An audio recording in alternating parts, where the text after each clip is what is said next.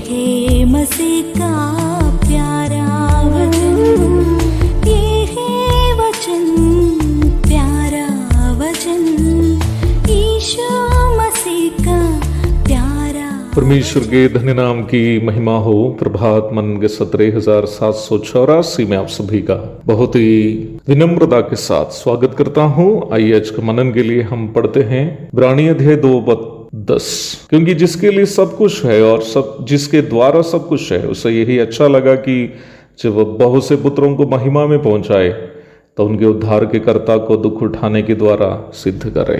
यीशु मसीह के शारीरिक दर्द के बारे में हम कल से मनन कर रहे हैं। कल हम उनके कोड़े खाने के बारे में देखे थे। यद्यपि कोड़े मारकर यीशु मसीह को मृत्युदंड से बचाने के लिए पिलातुस चाहता तो था, परंतु परमेश्वर की योजना अपना पुत्र को मानव जाति के लिए बलि करना होने के कारण पिलातुस की इच्छा पूरी नहीं हुई। यहूदियों के दबाव के कारण प्रभु को क्रूस पर चढ़ाने की आज्ञा पिलातुस को देनी पड़ी। यूहन्ना अध्याय 19:1-16 तक पढ़ लीजिएगा। प्रभु यीशु जिसके शरीर कोड़े लगने के कारण छलनी हो गया था, उसके शरीर से हड्डी दिखाई दे रही थी। अब भारी क्रूस उठाकर यरूशलेम के आसपास कलवरी पहाड़ की ओर वो धीरे धीरे चल रहा है। क्रूस का अनुमानित वजन लगभग 75 किलो से 90 किलो तक था। ऊंचाई लगभग 13 फुट और चौड़ाई लगभग 6 फुट था। ये एक अनुमानित जानकारी है, बाइबल में इसका जिक्र नहीं है। जैसे कि मैंने पूर्व में भी कहा था, एक साधारण मनुष्य से कोड़े लगा हुआ दुर्बल शरीर से इतना भारी क्रूस उठाकर चलना असंभव की बात है, परंतु प्रभु ने मानव जाति के पाप का बोझ को अपने कांधों पर लिए गिरते उठते धीरे धीरे उस पहाड़ चढ़ने लगा। उनके सिर पर कांटों का मुकुट हला हुआ था। मुंह से रोम के साथ साथ मांस भी उखाड़ लिए जाने के कारण चेहरा पहचानना मुश्किल बात थी। यशायाह 52:14 पढ़िएगा। जिस रास्ते से वह चल रहा था, उस मिट्टी पर मनुष्य से अपना प्रेम के हस्ताक्षर स्वरूप उनके शरीर से खून गिरते जा रहा था। इस प्रकार खून से लथपथ प्रभु को सैनिकों ने 3 काटियों में क्रूस पर लटका दिया। क्रूस पर टांगा जाने वाला लोगों को काटी से ठोकने की व्यवस्था वास्तव में उस समय भी नहीं थी। अक्सर ऐसे लोगों को उनके हाथ और पांव को रस्सी से बांधकर क्रूस पर छोड़ दिए जाते थे। बहुत दिन तक भूखे प्यासे रहकर, पक्षियों के द्वारा आंखें खुदा जाकर बहुत दिन लेकर उनकी मौत हो जाती थी। परंतु हमारे प्रभु यीशु मसीह को उन लोगों ने 3 काटियों में क्रूस पर ठोक दिया। लगभग 33.5 वर्ष का एक नौजवान था प्रभु यीशु मसीह। कोड़े लगने के कारण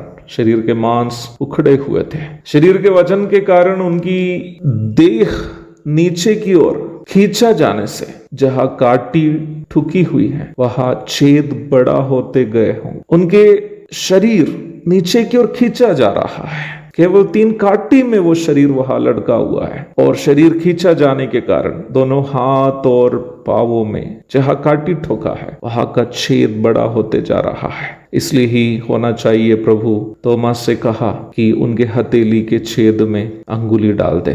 जब शरीर नीचे की ओर खींचा जाता है, प्राणवायु लेना मुश्किल हो जाती है, फेफड़ा फटने लगता है, खून ले जाने वाले धमनियां टूटने लगते हैं। इस सब के साथ मांस उखड़ा गया, शरीर की हड्डियों को शरीर के वजन उठाने में परेशानी हो जाने के कारण हड्डियों का जोड़ खुलने लगते हैं। प्रभु के हड्डियां टूटी नहीं थी, परंतु हम प्रभु के वचन में पढ़ते हैं उनकी हड्डियों का जोड़ खुल गया था। एक दूसरे से उनकी हड्डियां अलग हो गई थी। प्यारो, क्या आप जानते हैं, हड्डी में जरा भी एक दरार आने से भयानक दर्द होता है। ऐसे में प्रभु के सभी हड्डियों का जोड़ एक दूसरे से खुल गए तो कितने भयानक दर्द वो सहे होंगे। शरीर पूरे खून से लथपथ, मांस उखड़े हुए हैं, हड्डियों का जोड़ खुल गया है, सर पे कांटों का मुकुट, मांस चेहरे पर से भी उखाड़ दिया गया है। इस प्रकार आखिरी बूंद लहू भी देकर उन्होंने अपना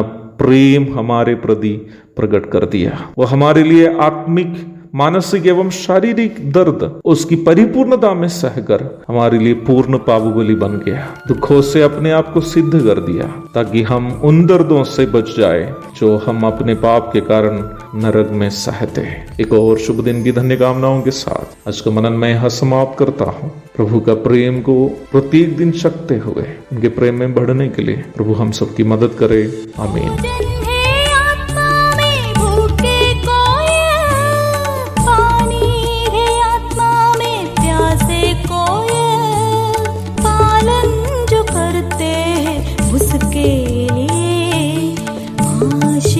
पाने का साधन है ये है वचन, प्यारा वचन, यीशु मसीह का प्यारा वचन।